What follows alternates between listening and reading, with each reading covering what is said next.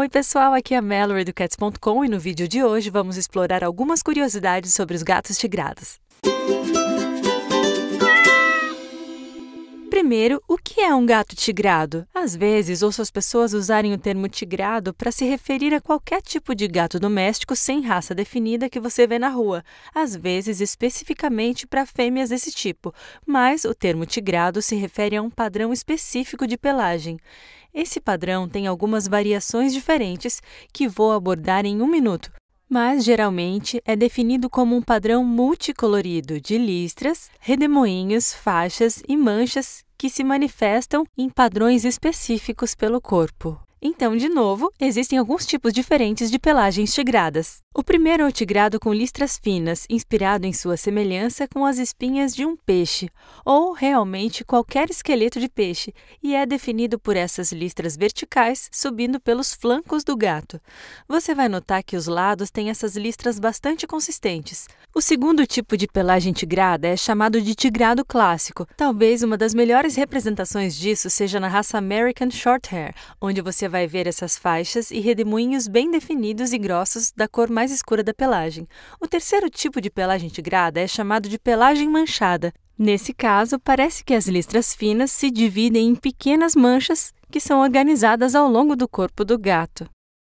E o quarto tipo de pelagem tigrada pode não parecer tigrado à primeira vista, e é chamado de padrão agouti uniforme. Todos os gatos tigrados têm o gene agouti, que faz com que o pelo tenha cores diferentes em cada fio. Se você olhar de perto para a pelagem de um gato tigrado desse, vai perceber que os fios têm várias cores. As listras e marcas dos gatos tigrados são formadas pela variação das cores em cada fio de pelo. Então, as partes mais escuras no topo de cada fio formam as marcas no corpo do gato. E enquanto outros tipos de tigrados têm suas marcas pela variação nas cores em cada fio de pelo, o tigrado uniforme tem uma pelagem agouti consistente, onde as cores de cada fio são praticamente as mesmas em todo o corpo.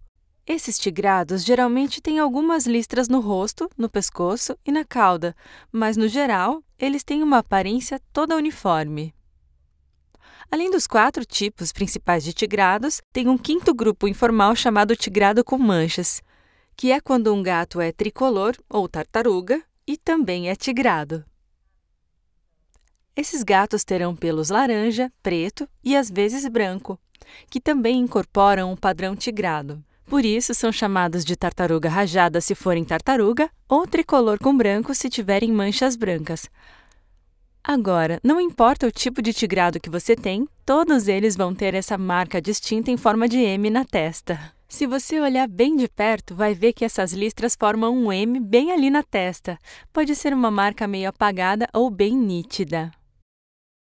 Não sabemos exatamente por que o pelo forma esse padrão na testa, mas isso deu origem a várias lendas e mitos em culturas diferentes, tentando explicar o motivo pelo qual os gatos têm essa marca em formato de M na testa.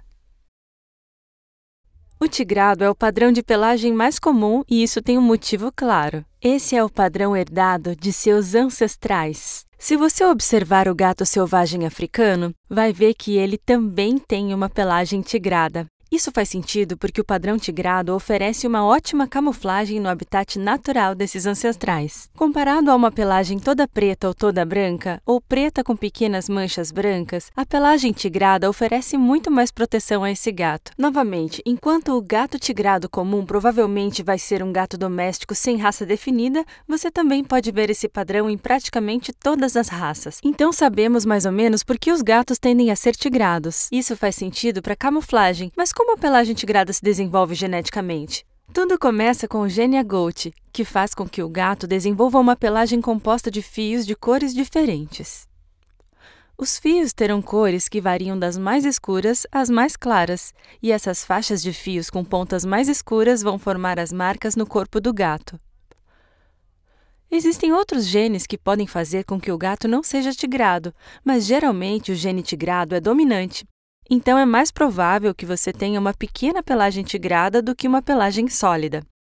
E é mais provável que você tenha uma pelagem tigrada do que uma pelagem sólida com manchas brancas.